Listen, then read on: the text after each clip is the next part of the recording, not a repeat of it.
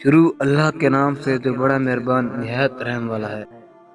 حضرت ابو ہریرہ رضی اللہ تعالی عنہ فرماتے ہیں کہ رسول اللہ صلی اللہ علیہ وآلہ وسلم نے فرمایا کہ بنی اسرائیل میں دو آدمی تھے جو باہم مقابلہ کیا کرتے تھے۔ ان میں سے ایک گناہ گار اور دوسرا عبادت گزار تھا۔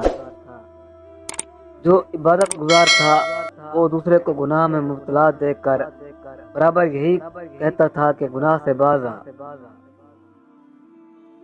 گناہ سے باز آ۔ ایک دن ایسا ہوا کہ اس نے گناہ میں مبتلا دیکھ کر کہا کہ گناہ کو چھوڑ بھی دو۔ اس گناہ گار نے جواب دیا کہ مجھے میرے رب کو سپرد کرو، کیا تم میرے نگران بن کر بھیجے گئے ہو؟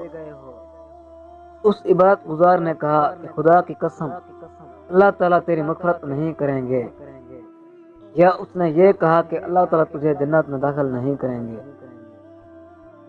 ان دونوں کی موت کا وقت آیا، دونوں کی ارواح قبض کی گئی، پھر ان کو رب العالمین کی بارگاہ میں پیش کیا گیا۔ اللہ تعالیٰ نے عبادت گزار آدمی سے فرمایا کہ کیا تو میرے حکم کو جانتا تھا؟ یہ فرمایا کہ کیا میرے اختیارات کے سلسلے میں تجھے کوئی قدرت حاصل تھی؟ اور گناہ گار شخص سے فرمایا کہ تم میری رحمت کے طفیل جنت میں داخل ہو جاؤ، اور دوسرے کے لیے فرمایا کہ اس کو دوزخ میں لے جاؤ۔